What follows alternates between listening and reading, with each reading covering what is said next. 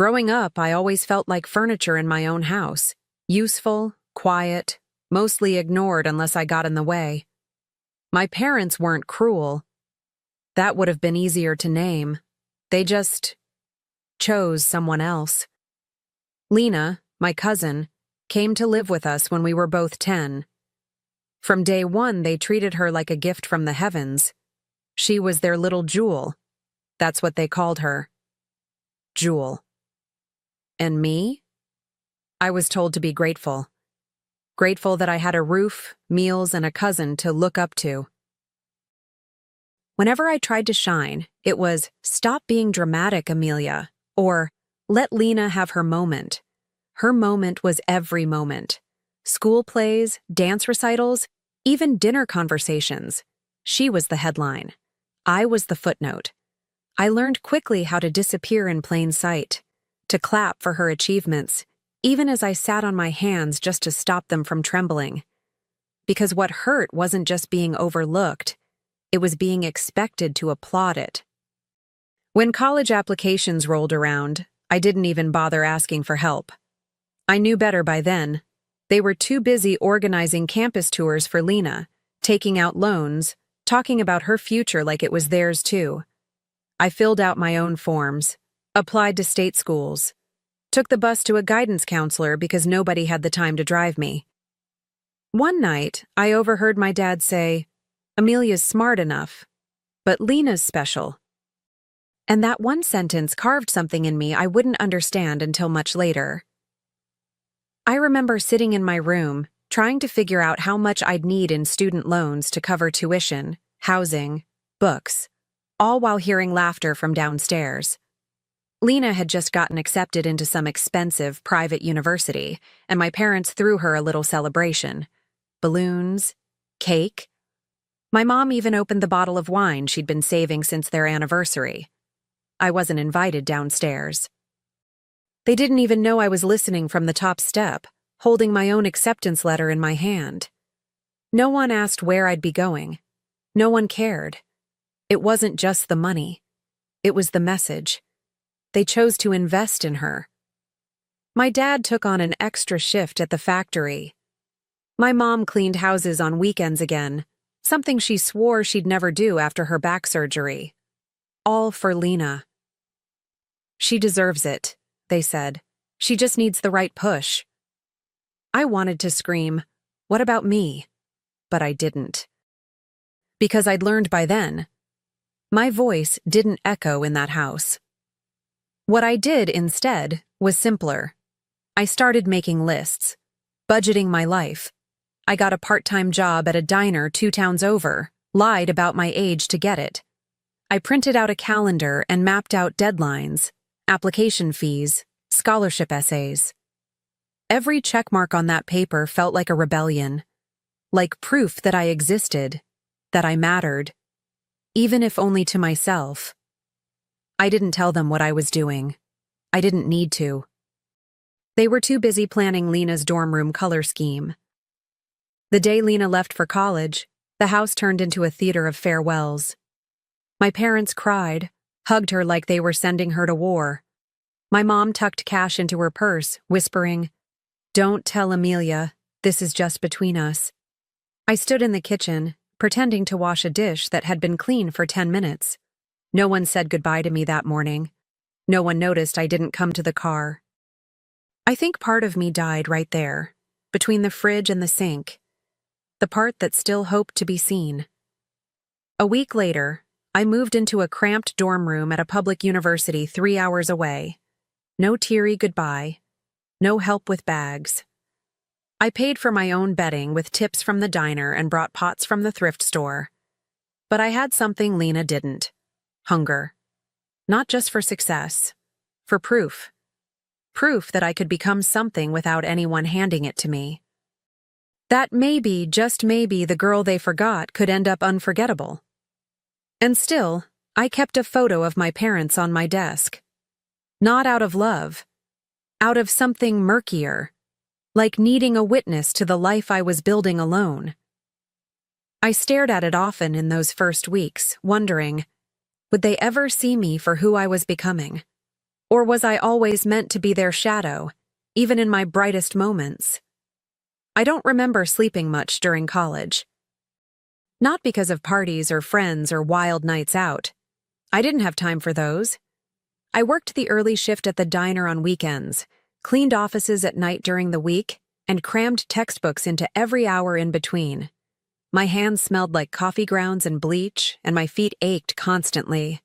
But every time I felt like quitting, I'd picture Lena, lounging somewhere warm, sunglasses on, her Instagram caption something like, "Deserve this break."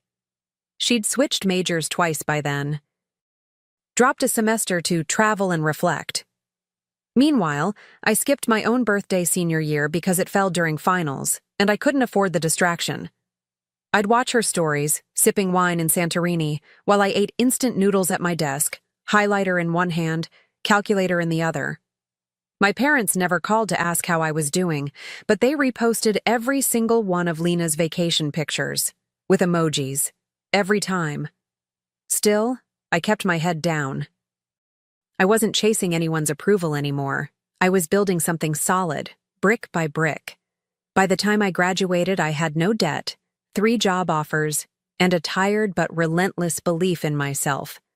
My cap and gown came in the mail. No ceremony, no audience. I wore it alone in my apartment one night, looked in the mirror, and whispered, "You did it." It was the only applause I got, and strangely, it was enough. My first job in finance wasn't glamorous. It was spreadsheets, coffee runs, late nights triple-checking numbers that no one noticed, unless I got them wrong. But I showed up early, stayed late, took notes when others rolled their eyes.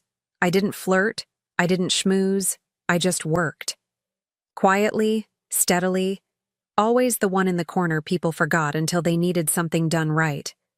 I became reliable, then indispensable, and eventually, promoted. Still, the silence from my family was deafening. On my birthday, they'd send a one-line text. No calls, no questions. Just, "Happy birthday. Hope you're well." I stopped replying. I think they noticed, but not enough to ask why. Lena, of course, was still the group chat star. She had started a lifestyle blog, or maybe it was a wellness business. It changed every few months. My parents bragged that she was an entrepreneur now, as if failure dressed in glitter was still success if it came from her. I didn't argue, I just kept building. My apartment got bigger, my clothes got sharper, but my heart? It stayed guarded. I didn't bring people close, didn't risk softness. Because when the ones who were supposed to love you most treat you like a placeholder, you stop expecting more from anyone else. I learned how to be my own anchor, my own cheerleader, my own home. There were moments, late at night, after another win at work or another quiet dinner alone, when I'd wonder what it might have felt like to have someone proud of me. Not out of obligation, not out of guilt, but genuinely proud. I used to imagine my mother hugging me at graduation, my father telling me I'd made him proud. Simple dreams, dreams I tucked away, like old receipts in the back of a drawer. Useless, forgotten, but still there. I never told anyone what it cost me to get where I was. How many holidays I worked through. How many times I cried in a bathroom stall between shifts. No one saw the girl behind the salary. The girl who gave up dances and dates and family dinners, not because she wanted to, but because no one ever made room for her at the table. I wasn't bitter. I was just removed, detached in the way only the deeply disappointed learn to be. And then, just when I'd almost forgotten the sound of their voices, they came back. One ordinary evening, after years of silence broken only by polite birthday texts, they appeared. On my doorstep. Tired. Nervous. Like they were carrying something heavy they could no longer hold alone. It was a Tuesday. I'd just finished a long meeting and was planning to eat leftovers in silence, maybe light a candle just to make the evening feel less empty. But when I opened the door, there they were. My parents. I hadn't seen them in years, not in person. My first thought wasn't anger. It was confusion. They looked smaller, older than I remembered. My father's shoulders had slumped. My mother's eyes darted like she was trying to find something familiar in me. There was no hug, just a hesitant, "Hi, Amelia," like they weren't sure they were welcome. They asked to come in. I didn't say yes. I just stepped aside. They sat on my couch like guests in a stranger's home, holding their coats in their laps, glancing at framed degrees and bookshelves like they told a story they hadn't read. After a few seconds of awkward small talk, the truth came spilling out in pieces. Lena. Loans. Defaults. Regrets. My mother twisted her wedding ring while my father stared at the floor. "We thought she'd finish," he said quietly. "We thought she'd make something of it." Turns out, Lena had left school 2 years in. Didn't tell them at first. Said she needed to find herself, whatever that means. Traveled on borrowed money, started ventures that fizzled, burned through every cent they had. Now the creditors were calling, and the savings were gone. And for the first time in my life, they were looking at me, not to dismiss me, but to rescue them. I listened, that's all I did. I sat across from them with my hands folded, my face still. Inside, my thoughts ran wild, like a dam cracking. Every birthday they skipped. Every time they called Lena their daughter in front of me. Every night I fell asleep knowing I didn't matter enough. It all rushed back, loud and sharp. But I said nothing, just nodded. Let them speak. Let them scramble. It was strange, really, how quickly desperation made people remember you existed. "We know we made mistakes," my mother whispered, her voice trembling just enough to seem sincere. "But you're the only one who's doing well now. We're still your parents." That line hit like ice in the chest. Still your parents. As if biology alone entitled them to the life I had built from nothing. As if forgetting me for decades could be wiped clean with a shared last name and a guilt-laced apology. My father leaned in then, not angry, just tired. "You've always been strong, Amelia. We admire that. You've done so well." I almost laughed. Not because it was funny, but because it was absurd. The first compliment I'd ever heard from his mouth, and it came not at my graduation, not at my first promotion, but at his lowest moment, when I had something he wanted. It wasn't admiration. It was survival. They didn't ask directly at first. Just danced around it, phrases like, "a little help," "short term," "family supports family." I let them talk. Let them fill the air with words that tried to patch years of silence. And all the while, I stayed quiet. Not because I didn't have something to say, but because I wanted them to sit in it. In the silence I used to live in the weight of being ignored for so long. I could see them shift in their seats, uncomfortable, unsure. That was new for them. Being the ones who needed to be chosen. At one point, my mother reached for my hand. Her fingers were cold, shaky. "We don't have anyone else," she said. I didn't pull away, but I didn't squeeze back either. I just looked at her, really looked. The woman who had once told me Lena was the one with potential. And in her eyes, I saw it. Fear. Not just fear of losing their house or facing debt collectors. Fear that maybe I'd become a woman she didn't know how to read anymore, or reach.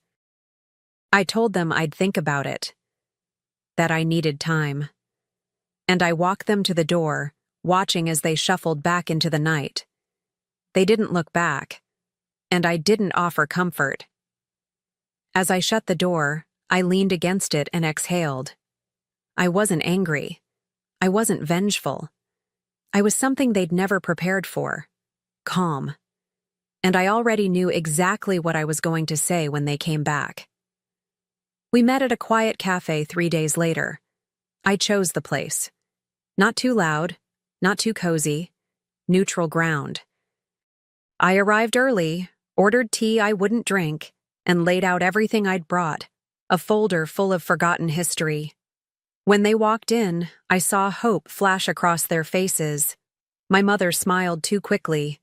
My father tried to meet my eyes like nothing had ever broken. They thought my silence meant surrender, that I'd agree, maybe even offer more than they asked for.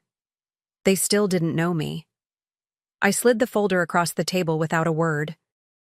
Inside were copies of my college acceptance letters, the ones I filled out alone, my tuition payment receipts, my scholarship essays, a photo of me in my graduation gown, standing alone in my kitchen, and at the very top, a handwritten note from my sophomore year where I asked them for help with books.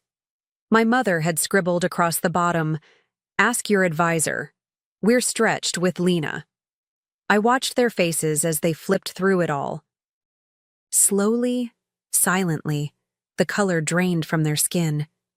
Then I spoke. Calmly, almost kindly. I built this life from scratch. No one clapped. No one carried me.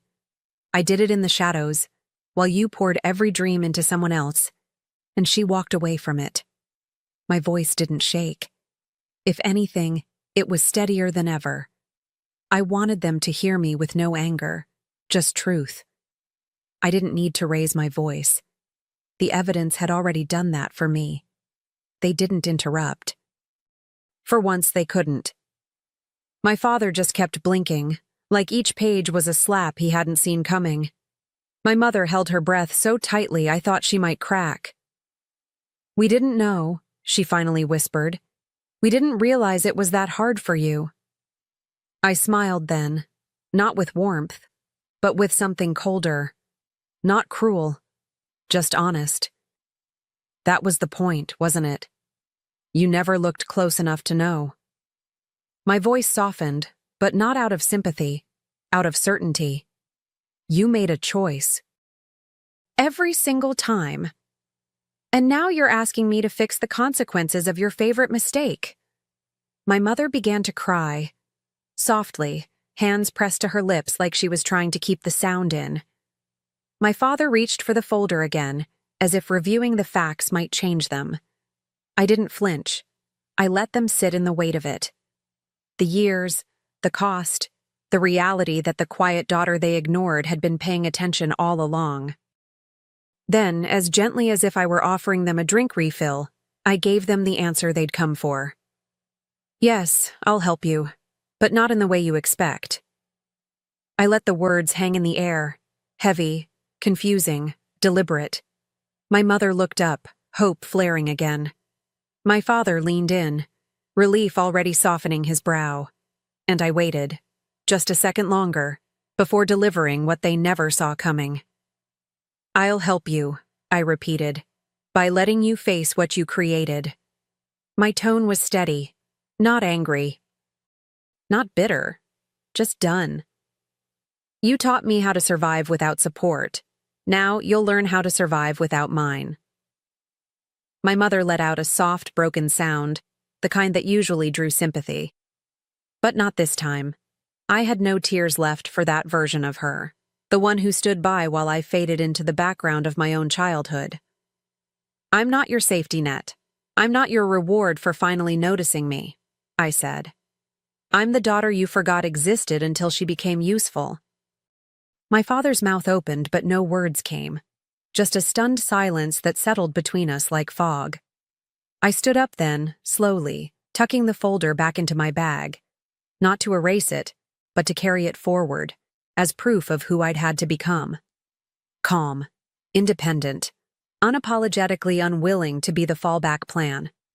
I looked at them one last time. My voice was quiet, but final. "I forgive you. But I won't save you." And with that, I walked out. Into the sun. Into my own life.